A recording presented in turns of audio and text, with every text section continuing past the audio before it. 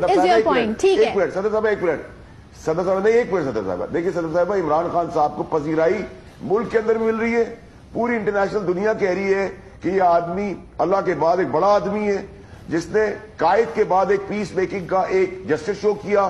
اور جب ہماری بقا کی بات آئی، ہماری لائن آف ڈیفنس کی بات آئی، کوئی ہمارے گھر میں گھس گیا کوئی، تو جب ہمارے گھر میں کوئی گھس گیا تو ہم نے اس ڈیفنس کے اندر وہ جہاز مار گرائے.